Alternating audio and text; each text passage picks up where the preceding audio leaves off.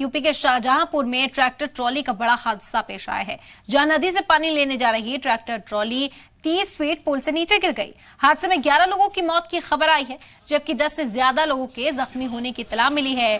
जख्मियों में कई लोगों की हालत इस वक्त नाजुक बनी हुई है। बता दें कि हादसा थाना तिलहर के सुनेरा गांव के पास पेश आया है। सभी जख्मियों को अस्पताल में भर्ती कराया गया, जहां उनका इलाज इस वक्त जारी है। ये बेहद अफसोसनाक खबर सामने आई है। उत्तर प्रदेश के शाहजहांपुर से ट्रैक्टर ट्रॉली में ये बड़ा हादसा पेश आया।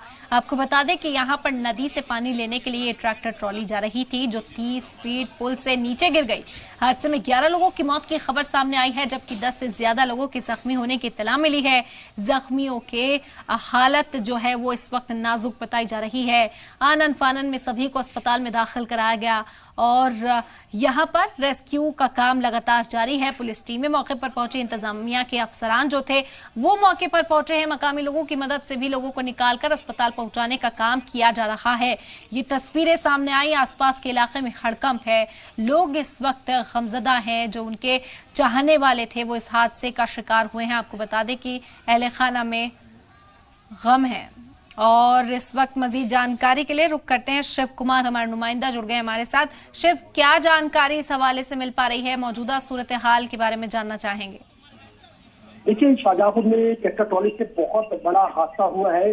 जो ट्रैक्टर ट्रॉली थी वो एक धार्मिक कार्यक्रम के लिए जा रही थी और उसको नदी से जल इसे बोलते हैं पूजा में इस्तेमाल होने वाला, उसको लेने के लिए जा रही थी। ये हादसा हुआ है। इस हादसे में अभी तक 11 लोगों की मौत होने की पुष्टि हुई है।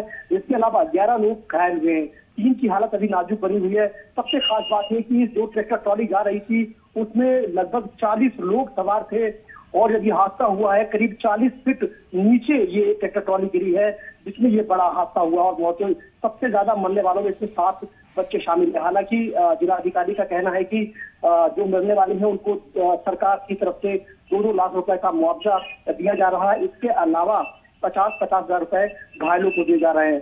अभी हालांकि 3 लोगों की हालत नाजुक बनी हुई है, तो अभी मौतों का जो आंकड़ा है वो 11 है, लेकिन हालात जो जिस तरीके से 3 लोगों की हालत अभी नाजुक है, ये मौत का आंकड़ा अभी बढ़ सकता है। फिलहाल